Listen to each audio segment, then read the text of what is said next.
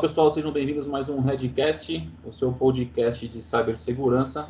Meu nome é Gustavo de Camargo e junto com o Eduardo Lopes vamos moderar aí mais um Redcast. Pessoal, dando continuidade então aos episódios focados em segmento, hoje a gente vai falar sobre o segmento de turismo, tá? Então a gente conta com a presença ilustre aí do Luiz Garcia, Head Latam of Information Security na CVC, e Sérgio Francisco, arquiteto de segurança da informação na Azul. Luiz, seja bem-vindo. Sérgio, seja bem-vindo. Se vocês quiserem se apresentar rapidamente, contar um pouquinho de vocês, e na sequência a gente entra aí com umas informações do segmento, para a gente esquentar aí a nossa conversa. Legal. Boa noite, obrigado pelo convite. Boa noite, Sérgio. Acho que é muito legal a gente falar um pouquinho dos desafios da nossa indústria, que ainda principalmente nesse momento agora é maior do que nunca. Então,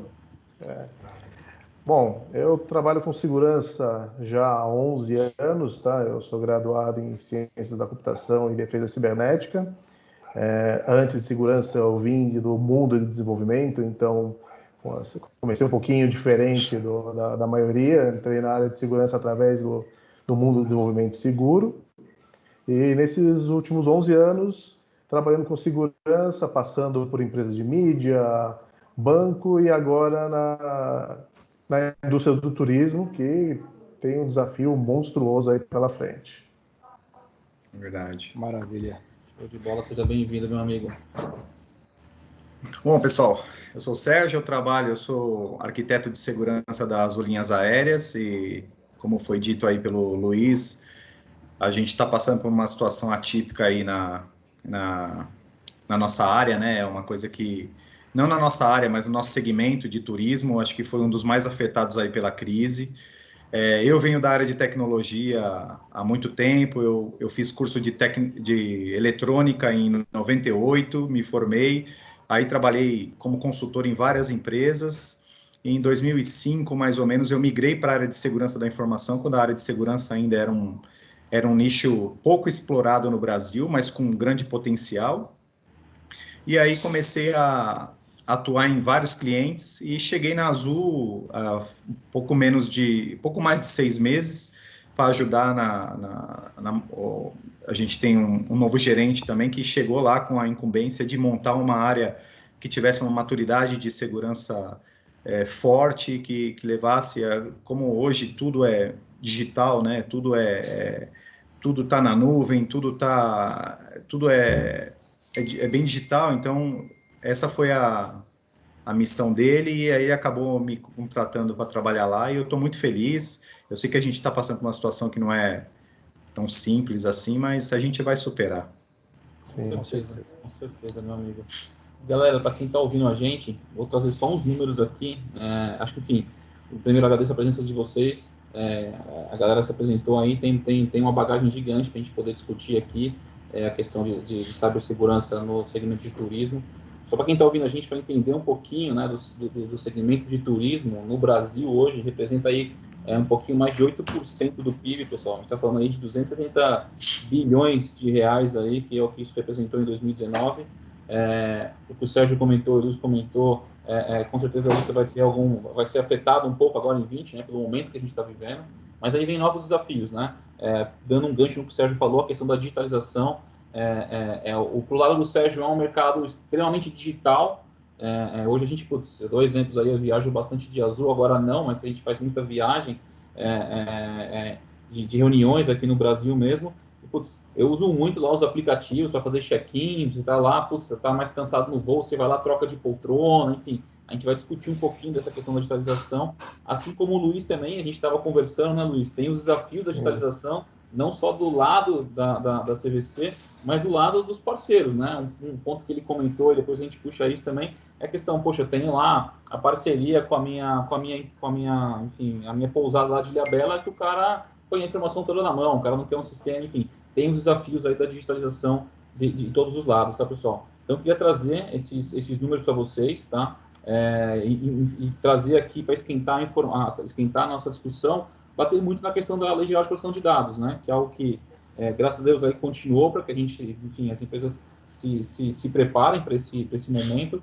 E o segmento de turismo é um segmento que contém informação de muita, enfim, contém muita informação pessoal, né? Esse é o cara que compra lá a passagem, o Luiz estava até comentando, enfim, pode explicar um pouquinho melhor, mas sim, eu queria só contextualizar para trazer isso para a mesa, que é um segmento extremamente importante para o Brasil, é um segmento que entrega pesado aí no Brasil, e a gente tem a questão, o desafio, tanto a questão de quem já está mais digital, no caso da Azul, não só a Azul, mas enfim, os seus parceiros, e a CVC extremamente digital, mas com um grande desafio aí, né, de trazer essa informação aí da ponta. Então, eu queria só trazer essas informações. Só para jogar aí, né? Só para... Exatamente, para jogar aquela bomba no ar, para a galera entender aí. Enfim, puxa aí, acho que a ideia é a primeira entre as duas, né? Exato. Não, gente, já passamos aí para o segmento já industrial, de varejo, financeiro. Qual mais, Gu, já foi? Saúde. E o que a gente está fazendo, assim, a primeira pergunta já para apimentar aí, a gente já começar a sentir, é aquela famosinha pergunta do que realmente tira o sono de vocês, tá? Naquele sabadão ou domingão, onde vocês estão ali, puta, legal, novamente com a semana entrando. Será que nós estamos seguros com isso? Ou quando vocês veem algum ataque acontecendo em outro segmento, o que é que realmente mexe com vocês? Começando com o Luiz, por favor. E aí depois, Serjão, aceita, vamos entrar junto para complementar, que com certeza as dores aí são compartilhadas. Legal. Não, claro, acho que o que tira muito sono, pelo menos quem está muito nesse lado do turismo, acho que pega bastante, é a fraude, tá? Diferente de outras indústrias que têm um nível, né, de maturidade, seja por regulamentação, seja elas até por necessidade, né? Então, quando a gente fala de banco, né? E eu vim desse mundo de banco, então eu sei o quanto que se investe, o quanto que se preocupa, no final das contas é o core do negócio. E já na indústria do turismo, não existia tanto essa preocupação e automaticamente acaba virando alvo, né? Então, do mesmo jeito que para quem trabalha na indústria do turismo é extremamente rentável, para o fraudador também. Então, ele tem um vínculo muito grande na questão de querer ter realmente posse de passagens aéreas e fazer mercado disso. Ele vende, ele faz um negócio. Então, assim, é algo, claro, que impacta diretamente a CVC, né? A CVC como um todo, né? Principalmente porque nós temos dentro dele uma consolidadora aérea, né? Muito grande, então a gente vende muito a passagem aérea de tudo que é empresa, né? Claro que a gente tem acordos com algumas outras, mas assim, é muito forte esse volume, e tanto ele para voo doméstico, internacional, muito para empresas, tá? Então a gente não vende diretamente para as empresas, mas as agências que operam para as grandes empresas acabam comprando da gente, né? Então é o que tira o sono, tá? É onde a gente sofre mais, onde sangra mais, tá? Então, esse é o primeiro ponto. O segundo ponto, acho que agora já me tirava o sono, mas começou a ter um entendimento maior, sim, é o LGPD, o impacto que isso pode trazer. Acho que os dados pessoais, como eles são tratados, é de uma forma vital para o negócio. Então, a gente sabe que há capturas, a intenção de ter esses dados é muito boa, né? É para dar uma experiência boa para o cliente, é realmente dar aquela experiência única na viagem, que é o que é a missão de qualquer empresa de turismo, né? Então, seja ela para o intercâmbio, seja ela para uma viagem de lazer, negócios, né? É você dar tranquilidade para o cliente. E para isso você precisa de muitas informações, né? E a guarda dessas informações, a gente sabe que se não for de uma forma estruturada, uma forma muito bem estruturada junto com TI, segurança da informação, você começa a ter vários repositórios e basta um repositório desses ter um acesso indevido, que não é muito difícil. A gente sabe que pode ser um pendrive que alguém levou numa recepção para imprimir uma lista de presença no evento, é o suficiente para isso vazar. E olhando pelo mercado que está começando a se criar, que a gente sabe que vai se criar, que é o mercado de vazamento de dados para as pessoas começarem a se aproveitar disso, trouxe uma preocupação enorme, principalmente por ter papéis na Bovespa, né? Então isso traz um impacto relevante. A gente sabe que qualquer coisa para subir 2 pontos, cair 3 pontos percentuais, não precisa de muito, né? Então esses dois, assim, se for falar de forma macro, isso aí, eu brinco que é macro, mas daí em diante a gente pode discorrer horas aqui para falar segurança em cima de fraude e LGPD, dados pessoais, mas são os dois que realmente, graças a Deus, não tira só o meu sono mais. Sim. Eu vou deixar o Sérgio falar, mas eu tenho um ponto aí para perguntar para você na sequência, tá? Aumentar um pouquinho. Bom, pessoal, lá, meu amigo. O que me tira o sono é um pouco parecido com o que tira o sono do Luiz. Eu acho que a parte de fraude, ela é plausível em todos os segmentos, não só no nosso segmento, mas é uma coisa que isso acontece e vai acontecer cada vez mais, porque o crime cibernético ele está ficando cada vez mais rentável, porque os dados que são armazenados em qualquer tipo de segmento, empresa, enfim, tem um valor inestimável, dependendo da informação, e a gente tem um banco de dados riquíssimo, então tem várias informações ali. E particularidade da Azul, acredito que a CVC também compartilhe um pouco disso, é relacionado à quantidade de integrações que a gente tem com vários parceiros. Então, a gente tem integrações com a CVC, a gente tem integrações com várias outras empresas de turismo, a gente tem integrações com outras companhias aéreas, enfim, são vários sistemas que também é um fator muito importante e crítico para nós. Aquilo ali a gente também tem que controlar muito bem aquelas APIs para que a gente não perca aquelas informações, que aquelas informações ela tenham a integridade do início ao fim. Uma outra coisa também que preocupa bastante a gente, voltando à parte de digitalização, a gente cada vez mais está deixando mais fácil para o usuário utilizar os nossos sistemas. Então, você entra no aplicativo da Azul, você faz check-in, você compra bagagem, enfim, você pode alterar voo, uma série de funcionalidades. E essas funcionalidades elas têm que ser cercadas com uma grande camada de segurança. Fora essa camada de segurança, a gente não pode comprometer a experiência do usuário, porque senão o usuário para de usar. Então, é um dilema muito grande a gente conseguir entregar para o usuário final uma praticidade na mão dele ali, que ele faça várias coisas com segurança e sem comprometer a experiência do usuário. Então, o cara não pode digitar CPF, RG e mais 3 números ali para comprar uma bagagem. Então, a gente tem que ver dentro do universo de informações que a gente tem, o que realmente é importante, o que a gente assegura a identidade do cliente para fornecer aquelas informações que ele está precisando. Então, é um conjunto de coisas aí que tira o sono de quem trabalha com segurança, principalmente nessa área de turismo, de aviação aí, que são bem conexas aí. Mas a gente consegue dormir, né? Consegue dormir. A gente consegue. Porque é muito trabalho, né? Então tem que estar menor porque o trabalho é intenso. Você dorme, O Sérgio fez um comentário que eu ia puxar, justamente, que é a conexão com esses players, né? Fazendo uma comparação aqui, a gente fez uma conversa com o varejo também, e o varejo também tem essa conexão com a empresa que entrega a logística, com a empresa que faz o faturamento e tudo mais, que no final do dia, a gente vendo aqui, conversando com diversos segmentos, né? A sexta conversa que a gente tem, enfim, segmentos, a gente vê que as dores no final do dia, elas são muito parecidas, né? Porque no final, o atacante está lá atrás do dado sensível, né? Informação sensível, dado do usuário final e tudo mais. Um ponto legal que você comentou, Sérgio, a experiência do usuário, né? Eu falo, né? Às vezes a gente quer lá mudar uma poltrona, o cara pede, puta, esse seu cartão, dita assim, o código do seu cartão, você fala, pô, meu, de novo, eu sempre faço isso.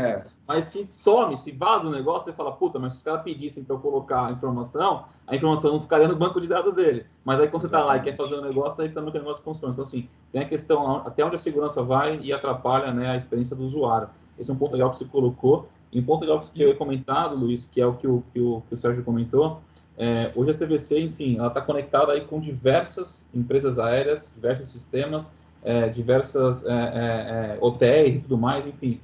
Esse se vê também como um desafio, assim como eu comentei, o Sérgio comentou no varejo, dessa conexão, dessa interconexão das informações, porque você pega a informação aqui, você é o dono da informação, aí você tem que pegar essa informação, jogar para o hotel X para que ele faça o booking lá, tudo bonitinho, enfim, só que você é o dono daquilo, né? Você que pegou a informação do Gustavo e dividiu para X parceiros. Eu acho que foi um pouco o que o Sérgio comentou, que deve ser uma dor latente também, né? E nem só essa troca de informações, né, gente? Acho que, principalmente, garantir um mínimo de segurança do outro lado, né? Hoje existe alguma exigência básica, né, do que como que esses parceiros têm que se conectar, o que eles têm que usar, como que funciona? Então, como que vamos assim, quando a gente fala ainda de companhia aérea, o fluxo do início ao fim, ele é muito tranquilo, ele é muito estabelecido, né? Então, a grosso modo, a gente tem uma conexão ou via API, né? Tá. Diretamente com as companhias aéreas, onde é feito o booking, ou a emissão, ou por algum processo manual acaba se entrando dentro da plataforma da companhia aérea e é feita a emissão ou a reserva, né? Então, esse é um fluxo, é lógico que, de qualquer forma, ele tem preocupações por partes de dados que são enviados, o consentimento, se for uma linha de consentimento, o tempo que esse dado vai ficar dentro da companhia aérea. Então, tem uma discussão muito grande que dentro da LGPD a gente está se perguntando como que a companhia aérea vai conseguir orquestrar isso. Imagina eu, CVC, por algum motivo, de repente, pedir um consentimento, espero que o mínimo possível, porque realmente consentimento é algo caro, né, dentro da LGPD, para a gente pedir para os usuários, mas eu tenho combinado de alguma forma de que, uma vez feito o contrato, a pessoa voou, né, aquele dado transacional não esteja mais na base da Azul. Ah, tá bom, então vai ter um acordo comercial, jurídico, que vai ajustar isso. Tá bom, eu defini que são 7 dias. Aí vem o meu concorrente e também vai fazer o mesmo tipo de acordo, só que com outro prazo. Tá, e aí a companhia aérea vai fazer o quê? Vai começar, como que ela vai gerenciar esses prazos, né? Então, não, a gente acha que vai ter que ter alguém no meio do caminho, né? A gente sabe que tem a IATA, tem alguém no meio do caminho fala assim, não, gente, então a regra, aí vamos normalizar. Vamos deixar 7 dias para todo mundo, porque senão fica inviável para o lado da companhia aérea, né? Então, tem questões ainda, acho que assim, a Lei Geral de Proteção de Dados, ela vai dar muita discussão, a gente sabe que ela não veio pronta, a NPD ela é essencial para isso, né? Então, vai ter muitas discussões, mas um ponto que preocupa, e principalmente onde você começa a tentar segmentar um baseline, né, um framework de segurança, é para aquela cadeia menor, né, que a gente até comentou da pousada em Ilhabela. Pô, a pousada em Ilhabela não tem sistema, então o que ela consome? Ela consome o que a gente chama de brokers de hotel, né? Então são aplicações grandes que elas entregam um sistema, né, para que ele receba essa reserva e tem uma integração tecnológica com o vendedor, no caso a gente, né, a CVC ou as outras agências de turismo. Então, eu capturo o dado do cliente, eu guardo dentro dele, eu tenho um nível de segurança estabelecido com esse broker, né? Então, normalmente esses brokers são empresas fora do país, normalmente são empresas europeias, então a gente já imagina que o nível de segurança delas, por causa do GDPR, acaba sendo um pouco mais estabelecido, né? Na prática, a gente vê que isso não é uma verdade, mas começa a se ter uma premissa, né, de que, bom, pelo menos estamos falando a mesma língua, né? Então as dores são as mesmas. Mas no final das contas, essa pousada, ele vai pegar esse dado e ele vai preencher a fichinha dele no papel. É assim que ele controla, é assim Exatamente. Que ele faz a personalização para o cliente dele que vai estar indo, né, lá naquela pousada, né? E aí, a hora que a gente chega com um relatório, né, de self-assessment, é o que a gente tá fazendo inicialmente, experimentando isso com os parceiros, a hora que eu passo um relatório de self-assessment para fazer esse levantamento de risco do parceiro, se eu passar para um player grande de hotel, ele vem respondido tranquilamente, às vezes com uma dúvida ou outra, mas vem tranquilo, né? São questões de segurança que a gente fez baseado em cima da ISO 27000. Agora, imagina para o dono da pousada falar de ISO 27000. Isso que eu tô falando algumas questões. Ele vai falar, amigo, a preocupação dele é outra, né, cara? 27 mil é o número de linhas aqui que eu uso no meu algodão aqui do hotel. Não sei o que é isso que você está falando, né? Então, novamente, e não adianta a gente vir com um contrato jurídico pesado de responsabilização. No final das contas, se vazou essas fichinhas todas, O impacto é na marca CVC B3 que está lá no Ibovespa. Não vai ser na pousada. E outra, qualquer multa que a gente vai fazer, se vai uma multa que possa impactar ele a fechar um negócio, também não é interessante. Você acha que eu quero acabar com a minha cadeia de fornecimento? Então, eu acho que a discussão ela é interessante, né? Mas realmente eu tenho essa pulverização que querendo ou não, ela é muito grande mesmo, tá? E eu estou pegando uma cadeia que é de hospedagem. Se a gente for para carros, se eu for para venda de passagem, mas de trem na Europa, na Ásia, porque eu também vendo isso, eu vendo então seguro complementar, então o chip de telefone, então assim, tem uma gama de produtos e de parceiros que você não vai conseguir talvez ter o mesmo nível de controle de segurança do que eu vou ter com a Azul. Com a Azul é muito tranquilo, a gente vai combinar tempo de retenção. Eu não vou me preocupar se ele tem base de dados, se ele vai criptografar, se o canal se vai ter criptografia no canal de comunicação, se a API vai ter autenticação ou não. Isso aí já passou. Agora, esses players pequenos, com certeza vai ser um desafio de como prover para eles essa segurança. Um outro mundo, literalmente. Ô Sérgio, eu estava lendo puxando aqui, estava lendo um artigo da CITA, né, que, enfim, para quem está ouvindo a gente aí, fui descobrir também, tá, as siglas, fui atrás, se não me disseram, que é a Sociedade Internacional de Telecomunicações Aeronáuticas, enfim, fui ver o que eles falam, né, porque tem muita coisa ali, tem um investimento gigante feito aí, um provisionamento de investimento muito grande feito, né, em 2018, 2019, aí, de 6% a 10% do investimento da área de TI estava sendo jogada para a área de segurança e tudo mais, a gente sabe dessa preocupação. Aí eu achei um dado legal, até para, enfim, você que está aí do lado da companhia, eles falam o seguinte, cara, que mais de 70%, tá, das empresas aéreas entrevistadas, enfim, que eles fazem essas análises, falam que o maior investimento é em conscientização e treinamento de funcionários. Exatamente. Cara, é uma realidade isso. A gente fala muito isso no dia a dia. Conscientizar, o usuário é o mais fraco, não sei o quê, mas você pode falar um pouquinho disso pra gente, cara? Isso é uma verdade mesmo? Sim, na verdade, indo um pouco de encontro com o que o Luiz falou, nós temos aqui dentro da Azul uma diretriz de segurança da informação. Então, dentro dessas diretrizes de segurança da informação, tem vários programas. Dentro desses programas, a gente tem um dos programas mais fortes, inclusive na integração dos funcionários. Quando a gente contrata os funcionários, a gente tinha um local, que é lá em Campinas, que é a Uniazul, Universidade Azul, e lá a gente faz essa integração. E uma das partes dessa integração é exatamente o nosso time de segurança da informação vai até lá e a gente passa um pouco das diretrizes de segurança da informação focada para o usuário. Porque a gente sabe que, hoje em dia, eu vou dar um exemplo do e-mail. O e-mail é uma ferramenta muito fácil de ser utilizada, muito fácil de você conseguir burlar um sistema de e-mail, não o nosso, mas alguns aí espalhados, né? É um sistema fácil. E o usuário, como é a ponta final, às vezes ele clica num link sem saber o que ele está acessando, ele recebe um executável, ou até um arquivo zipado, e acaba extraindo aquelas informações e acaba gerando um auto-executável na máquina dele que começa a cometer a empresa toda. E aí pode ser vários tipos de malware, que a gente pode ficar a noite toda falando aqui deles, entendeu?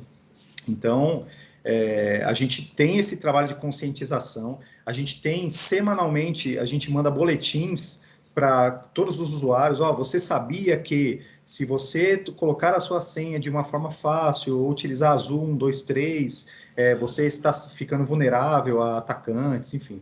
A gente faz uma série de coisas fora todo o baseline de segurança, né, que nós temos. Interromper. Isso é, assim, desde o funcionário interno da Azul até o piloto que está lá, decolando qualquer aeronave. Nesse nível. Exatamente. É que os pilotos, comissário de bordo, eles têm um sistema, que é um aplicativo que eles utilizam no celular e que ali eles têm acesso a tudo. Então, se eles querem mudar, quer alterar a carga horária, colocar horas dentro do voo dele, enfim, qualquer coisa que ele vá fazer, ele não precisa do e-mail, diferente dos funcionários administrativos. A gente precisa mandar um e-mail para o RH, precisa mandar um e-mail para o financeiro, enfim, a gente trabalha muito com e-mail internamente.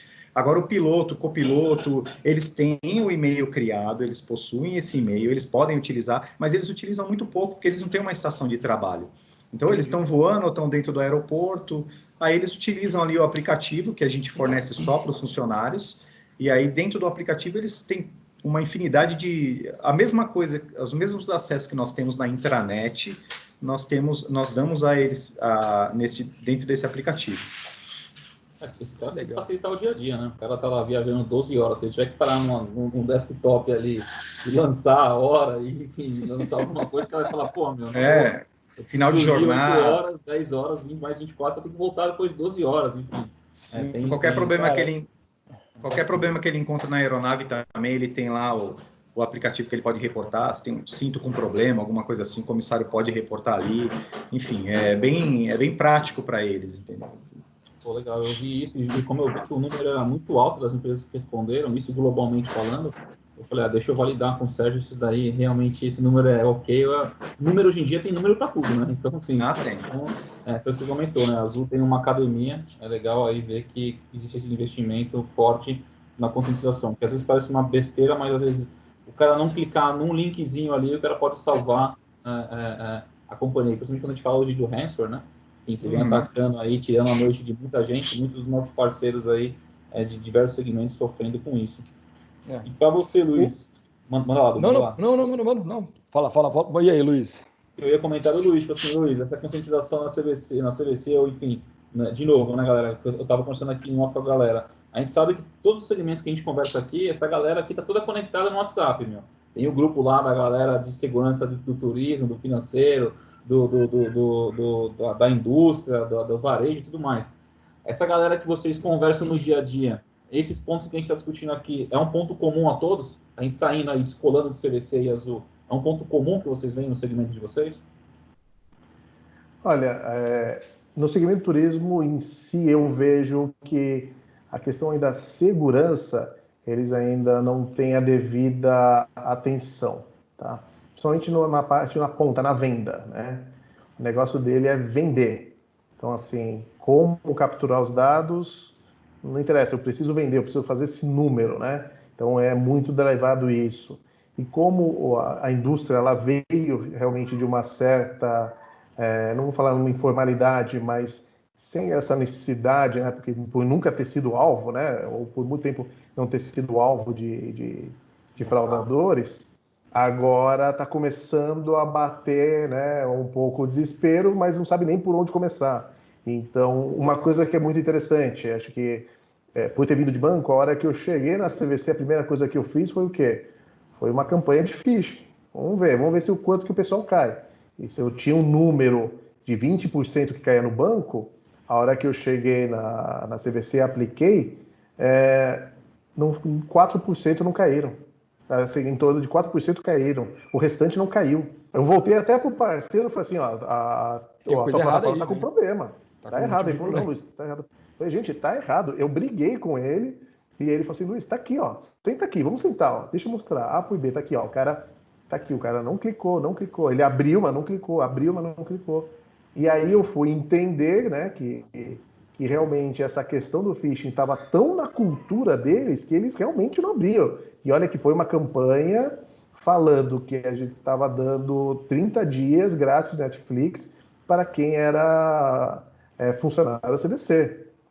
Foi uma campanha que não é uma campanha que você fala assim, pô, tão boba assim, né? Então, realmente, não clicaram. Eu falei, pô, muito interessante isso. Só que, em compensação, se um cara ligar lá, se passando por um suporte técnico, eles entregam tudo.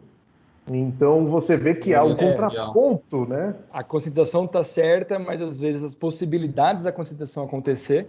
Mas uma coisa que eu percebi também, desculpa interromper, que isso daí percebemos em alguns clientes, tá? Que a gente já realizou alguns testes de phishing, alguma coisa do tipo. Quando a gente mandava realmente uma campanha relacionada a um Netflix, a uma loja, a algum acordo que aquela empresa tinha feito com alguma grande loja, eles não caíam, né? Ou promocional, ou coisa do tipo. Mas quando envolvia financeiro, quando envolvia o RH, principalmente o RH, e como você mencionou, às vezes o Service Desk, o suporte, o que for, essas pessoas caíam. E aí a gente foi entender que elas caíam porque, às vezes, o processo da empresa não estava claro. Então, um exemplo simples, às vezes o RH entrava em contato com eles, ou o suporte, tá? Entrava em contato com eles ou por telefone, ou por e-mail, ou às vezes por WhatsApp. Não sei o que, preciso dos seus dados, olha, resetar e tudo mais. Então, quando um desses funcionários colaboradores recebia um ataque por um desses meios, ficava muito difícil dele identificar a real, né, da onde que estava vindo. E a partir do momento que eles começaram a definir as regras, olha, o suporte sempre vai entrar em contato só por telefone, né, nunca por e-mail, ou ele nunca vai pedir para você resetar a senha. E deixava isso claro, as pessoas entendiam, né, de fato o que poderia vir de solicitação desse departamento para eles não caírem nesse tipo de ataque. Isso daí foi uma pegadinha que a gente entendeu e descobriu que até na hora que a gente vai fazer alguns testes hoje de phishing, cara, a gente nem vai para essas campanhas, a gente já vai direto, focado nesse tipo de... Exatamente. E faz todo sentido, tá? Porque uma coisa que se discute muito hoje a gente fala muito de experiência do usuário, né? User experience para o cliente, mas para o público interno não se fala, né? Então, os canais para falar com o seu público interno, seja, né, o RH, a gente gestão, ou segurança, ou service desk, são canais ainda que a gente não se preocupa com isso, né? Lógico, salva algumas empresas, né, principalmente do Vale do Silício, mas assim, a gente vê que não existe essa preocupação. Então, amigo, você quer, abre um chamado aqui. Vai alguém da TI vai ligar aí para te resolver um problema. Mas às vezes, como ele já tem um contato próximo e tem o WhatsApp da pessoa, eu ia te ligar aí, porque hoje o contato das pessoas cada vez tá mais no digital do que no visual, no que falar, né? Então assim, o técnico que vai atender, um rapaz de 20 e poucos anos, para que eu vou ligar? Eu vou digitar aqui, eu já conheço quem é a pessoa, já tenho o celular aqui. Então, pessoa tal, vou te dar o suporte aí, tá? Já te mando o link aí do acesso remoto e pronto. Então, essa falta de personificação da pessoa, né? E por também não ter um canal, uma experiência clara com o usuário, né? Com o nosso usuário interno, eu acho que colabora muito realmente para criar esses gaps, né? Então, esses gaps que é onde uma engenharia social encaixa perfeitamente, né? Você não tem um canal claro, né, com isso. E acho que algo que a gente é meio relapso, talvez de forma, né, não consciente, mas sim, essa experiência do usuário é muito interessante, porque qualquer coisa diferente daquilo vai falar, estranho, se todo mundo interage por aqui, por que essa pessoa está vindo por aqui? Né? Exatamente. Faz todo sentido. Você fica, exatamente, que você fica, né, ciente de onde que vão te abordar, como vão te abordar. E nesse momento... processual, né? É uma questão processual que o Du comentou, e tem muito ligado à questão da digitalização, né? Então, assim, tudo hoje é mais fácil no digital. Só fazendo uma brincadeira, aí o Du passa aí no que ele ia comentar. Eu estava num cliente recentemente e tem essa questão, tá? A galera mais jovem, totalmente digital, e a galera mais antiga ali, tipo assim, cara, e aí, mano? Eu ligo para quem e tudo mais. E a gente estava numa discussão, um cliente falando isso daí, o cliente falou que, cara, surgiu uma brincadeira interna que ele estava lá com o cara também no service desk dele e falou assim, cara, hashtag, o cara do outro lado, tipo assim, cara, hashtag, o que é isso? Cara, jogo da velha. Jogo da velha. Tipo, assim, tem uma comunicação aí, cara. É um conflito de geração, né? Pois é. Exatamente, que é o que você comentou. E às vezes o processo que pode parecer chato, na maioria das vezes no começo parece ser muito chato, mas às vezes um processinho banal faz com que um vazamento gigantesco não aconteça, né? Quem já não... a gente já fez aqui na Red Dot diversas campanhas de engenharia social e tipo, conseguir entrar lá no prédio e, cara, se fazer para um novo funcionário e pegar um notebook. Então, assim, cara, é um negócio que acontece. Então, assim, eu acho que os pontos que tu puxou aí é bem interessante. E um outro ataque que eu já vi acontecer muito, assim, só fazendo uma adenda também, em vez de você pedir, quando você pede alguma coisa, todo mundo fica ressabiado. Então, assim, se você pede o CPF, a pessoa já fica ressabiada. Você pede a data de nascimento, ferrou. Se pedir a senha, é impossível, né? Agora, já vi ataques acontecerem também internos, né? Da pessoa ligar para uma engenharia social, cai num ramal interno, passa para um, passa para outro. Olha, estou aqui a mando do Sérgio, né? O Sérgio é o seguinte, ele pediu para a gente investigar sua máquina está... Aí você já leva a pessoa para o lado da loucura, né? Sua máquina está infectada, está atacando várias outras máquinas no ambiente, e eu preciso que você altere sua senha agora, e fala uma senha. Você não perde a senha da pessoa. A pessoa falou, opa, você beleza. Pede para alterar. Você pode alterar. pessoal altera e fala, puta, não passei minha senha, mas coloquei a senha que o cara pediu, né? Alguns tipos de engenharia que a gente está vendo que o pessoal, na verdade, não precisa ser hacker, né? Não precisa ser extremamente um técnico, né, super hábil. Ele só precisa ser um pouco mais cara de pau e totalmente criativo.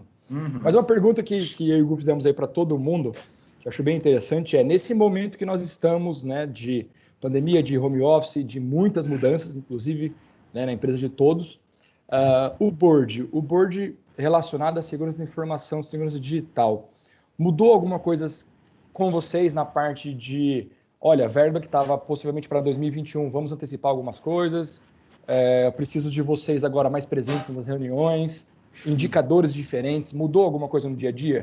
Sérgio, se você puder iniciar. Tá. A gente, só complementando a primeira pergunta que o Gustavo fez sobre a maturidade da segurança de informação nas claro, empresas, né? Eu venho da área de consultoria, então eu trabalhei com várias outras empresas. Então eu fazia, inclusive, instalação de firewall, que é a primeira camada de segurança, IPS. Então eu era a pessoa que punha a mão na massa mesmo para fazer a instalação desses appliances, às vezes na nuvem, enfim. E a Azul, a gente vem sempre melhorando o nosso portfólio de segurança da informação. Mas eu sinto que a Azul ela já vem de um tempo já trabalhando bastante nisso. Então, a gente tem uma maturidade de segurança muito grande lá dentro. A gente já vem... Fora isso, a gente vem fazendo bastante improvements no ambiente, né? E em relação à sua pergunta, se mudou bastante coisa na parte de segurança da informação com essa galera home office, sim. Mesmo que nós estejamos passando por essa situação difícil, onde grande parte do nosso faturamento foi arrematado por essa pandemia, a gente conseguiu conservar os projetos chaves de segurança da informação. A gente está em curso de vários deles no momento, inclusive a gente tem um apoio muito grande aí da Red Belt em alguns deles e está ajudando bastante a gente nessa maturidade também de segurança. O que a gente teve que fazer uma readequação muito forte no início foi em relação aos acessos remotos. Como que eles fariam esses acessos, como seriam feitos, quem poderia acessar, porque a gente tinha muito terceiro que tinha login e que precisava trabalhar remoto e não... Então, a gente teve que criar uma política de segurança da informação baseada na nova realidade. Eu acho que a gente conseguiu em tempo recorde, talvez se fosse numa situação normal, a gente ainda estaria trabalhando nisso, mas a gente teve que focar todo o time nesse tipo de estratégia, né, para atender todo mundo. Então, hoje, a gente chega a atender 5, 6 mil pessoas conectadas remotamente, e não tivemos nenhuma intermitência. Desde o início da crise, a gente está até hoje trabalhando normal de casa, sem nenhum problema. O que a gente mudou muito a nossa cultura em relação aos relatórios que a gente está emitindo para o board, né, para a diretoria, para a gerência. Então, a gente sempre manda, todo final de dia, a gente manda um relatório com todas as ameaças que nós tivemos, quantos e-mails nós recebemos, quantos e-mails a gente bloqueou, quantas ameaças de phishing. Então, quando a gente está um do lado do outro ali, a gente consegue dar uma visão rápida para um diretor, para um gerente geral ali, pô, a gente está com problema no proxy, ou tem a gente não está conseguindo fazer isso, ou tem algum tipo de ataque que foi identificado no IPS. Então, para a gente resolver esse problema remotamente, todo final de dia, a gente passa um relatório com a quantidade de máquinas que estão com antivírus atualizados, desde as coisas mais simples até as coisas mais complicadas. No IPS, quantas ameaças nós tivemos, no nosso AF, no nosso Bot Manager, como a gente tem muitos parceiros, a gente tem aquelas diretrizes de segurança, dentro dessa diretriz de segurança da informação que nós temos, a gente tem um baseline de conectividade. Então, todo parceiro novo, ele tem que se adequar a esse baseline. Então, a gente tem que saber qual que é o IP, qual que é a localização dele, e aí a gente consegue criar essa conectividade com segurança.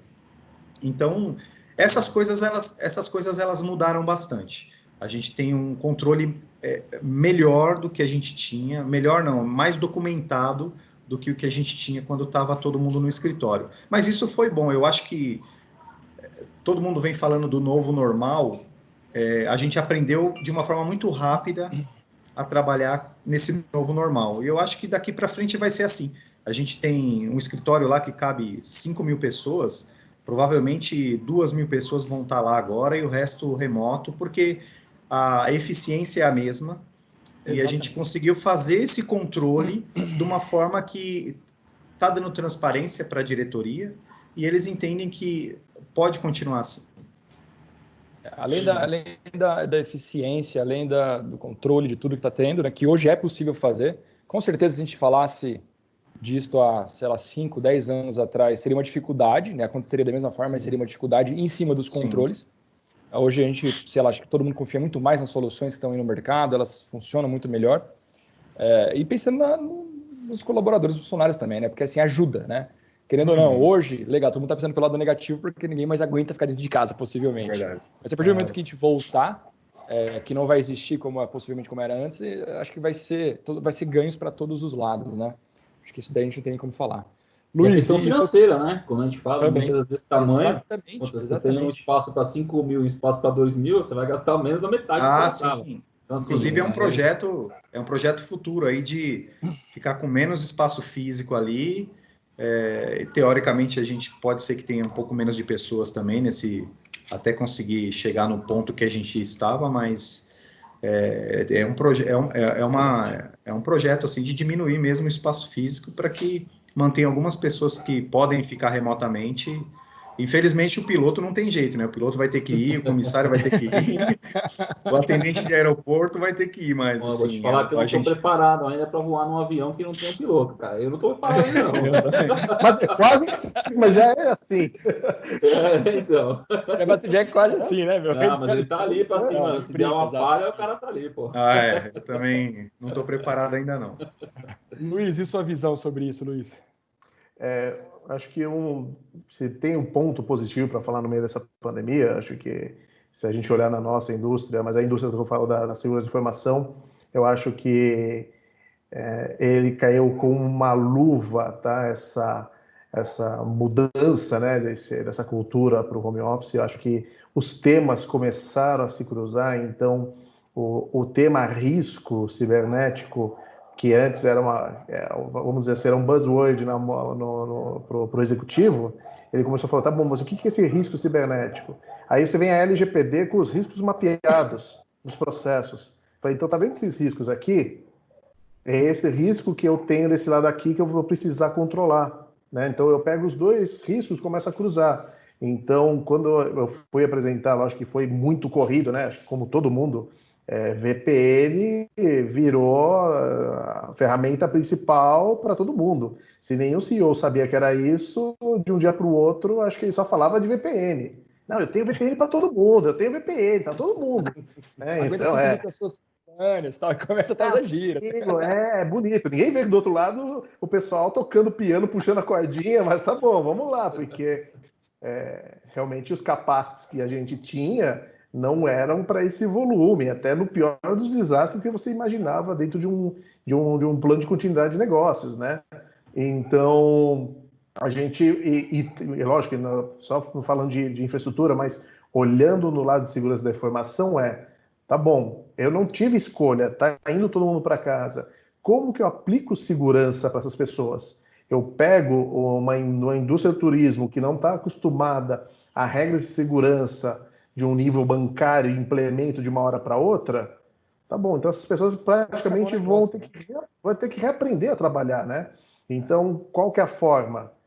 A gente foi numa linha do que é o risco da pessoa, então a gente entendeu o perfil da pessoa dentro daquilo que ela fazia, versus a máquina que ela tinha, né? Então, quais os acessos que ela tinha naquela máquina e aonde ela poderia chegar na rede, tá? Foi tudo segurança motivado por segurança? Não, foi por questão de capacity. Se eu liberasse minha VPN para todo mundo acessar tudo, eu não ia aguentar com as caixas que eu tinha implementadas. Então foi uma questão de necessidade também. Vamos lá. Então, assim, foi um pouco de tudo, mas ficou fácil falar assim, ó. Se vem um executivo e pergunta, lógico que eles perguntam, e aí, tô seguro dessa forma que eu tô?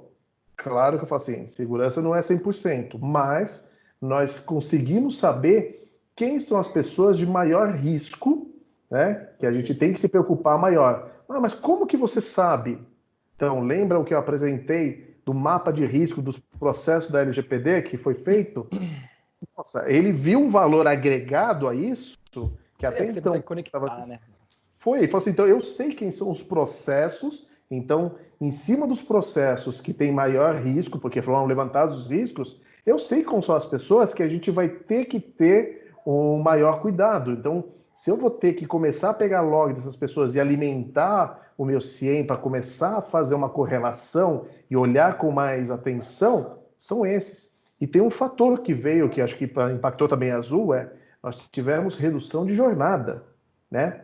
Foi a lição de casa para tentar, né, manter o caixa. Então, nessa redução de jornada, por exemplo, meu time de Blue Team, de resposta a incidente, que era 24/7, ele passou a ser por acionamento. E como que é um acionamento desse? É regras no Você aumenta um pouco o seu tempo de resposta, possivelmente, mas a pessoa está ali sob como se fosse um plantão.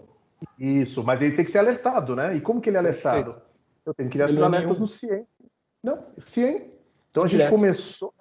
Então existe um trabalho monstruoso desse time que durante o dia eles ficam pensando, né? Putz, então de repente uma máquina sem antivírus, que de repente conseguiu o login senha da VPN, ele se conectou na nossa rede e tentou se conectar em outra máquina que não deveria. Que logs que eu tenho que pegar? Começar a trazer esses logs para dentro, correlacionar, gerar o alerta, mas também tem que ser um alerta inteligente, porque se for um alerta que, vamos dizer assim, promíscuo, né? Ele só se for realmente, se tiver certeza para evitar o falso positivo, para a pessoa não ser acionada o mínimo possível, a chance da gente ter um problema e não ser detectado é grande. Só que, por outro lado, também, que se eu coloco um alerta para qualquer coisinha gerar um alerta, essa pessoa vai fazer tanto acionamento que voltou para o 24/7. Voltou, Então, é uma discussão que a gente está aprendendo, tá? Não vou falar que faz mil maravilhas. É um time que se discute o dia inteiro, eles voltam. Então, resposta a incidente está se falando muito, tá? Eu tenho uma equipe de Blue Team que a gente montou, a gente não tem uma de Red Team ainda, mas de Blue Team tem. Então, eles conversam todo dia, porque é tudo muito novo, né? Então, antes a gente pegava um padrão do Mitra Tech e colocava aquilo e falava, essa é a verdade. Agora não, a gente está com uma prisma de risco sobre o acesso daquelas pessoas. Né, Luiz, botou um ponto super importante, porque é a mesma coisa você chegar para um board, né, e virar para ele e falar assim, olha, nós recebemos 500 ataques hoje, vou dar um exemplo, 200 foram bloqueios no AF e mais 300 no nosso IPS, no nosso firewall. Nós recebemos 500 ataques no total. Ele não sabe quantificar aquilo lá. É diferente de você virar para ele e falar assim, o seguinte, do nosso SAP, do nosso RP, do nosso sistema que controla aqui viagens, blá, blá, blá, eles sofreram 5 ataques, tá? Desses 5, um deles tinha possibilidade de parar e foi um tempo de resposta hábil do time e tudo mais. Cara, é isso que ele precisa ver. Né? Não é você falar de quantidade. Mesma coisa falar com o CIEM. Antigamente, todo mundo tinha uma mania de fazer o quê? CIEM, olha, gerando alerta pra caramba, 500 alertas, 1000 alertas. Desculpa o palavrão, gente, mas foda-se. 1000 alertas. Foca naquilo que interessa, senão você vai estar gerando um monte de informação, tá? Nós passamos por isso no nosso SOC, lá no comecinho, chega para cliente, olha, estou te entregando aqui 1000 alertas, 1000 alarmes no final do mês. Cara, para. Você tem que mostrar ali que 100, desses 100, que foi realmente crítico, que precisou de interação das ambas as equipes e seguiu a vida. Sim, a gente fala muito, né, o que é o Golden Ticket. Eu falei assim, o que tem que chegar é o Golden Ticket. É aquele ticket que você vai olhar e fala assim, isso aqui é merda. É aqui que agora eu vou pegar 3 pessoas do Red Team e a gente vai se aprofundar, usar todo o conhecimento, experiência, tudo que passou em CTF e tudo mais, para responder isso. Isso é o legal. Não um alerta simples de que o cara acessou o e-mail dele de São Paulo ao Rio de Janeiro, aí quando você for ver, a pessoa simplesmente acessou a VPN dele do Avast e o ponto de conexão dele é no Rio de Janeiro. Aí deu como viagem impossível, né? Então, mas isso, fala assim, conceitualmente é lógico que é muito fácil.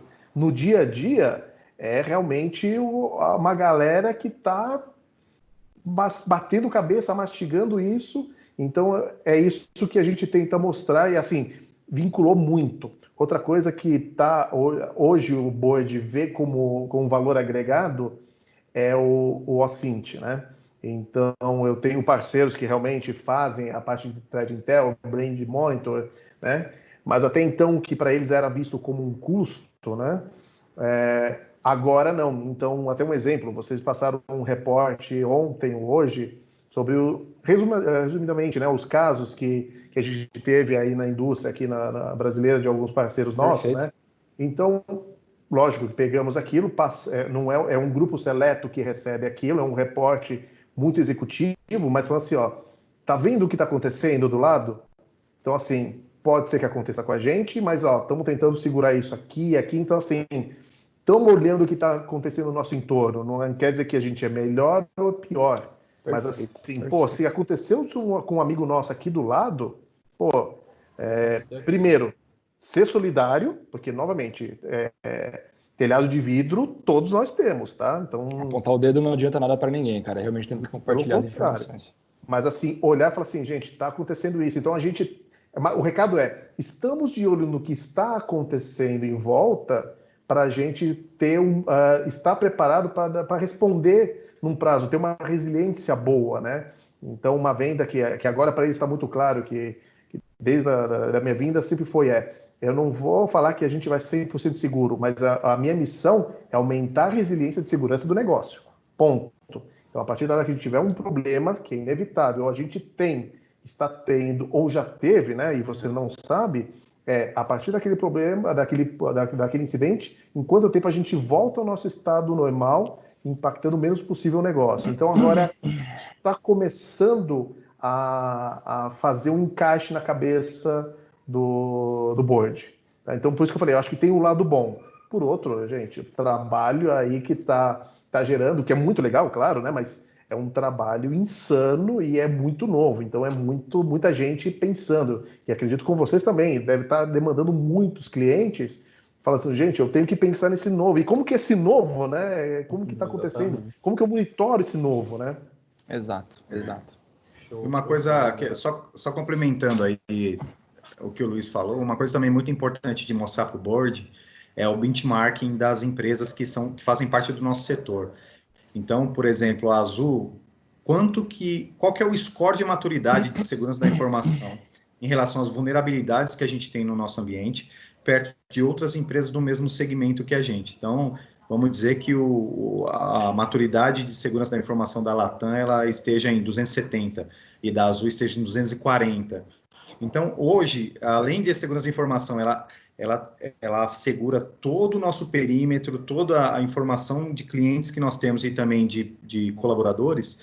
É um fator de decisão de mercado, é um fator de concorrência. Então, se o seu concorrente ele está com a maturidade de segurança um pouquinho maior, ele pode ter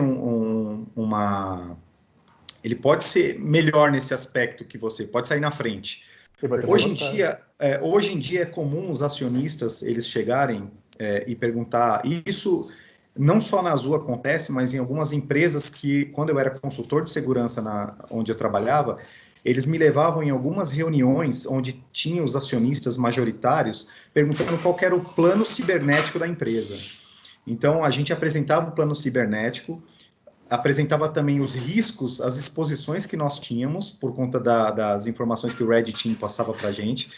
Então, isso também era um fator de envolver custos ali. A gente tem que investir mais nisso, isso aqui a gente pode segurar, porque vulnerabilidade a gente sempre vai ter no ambiente.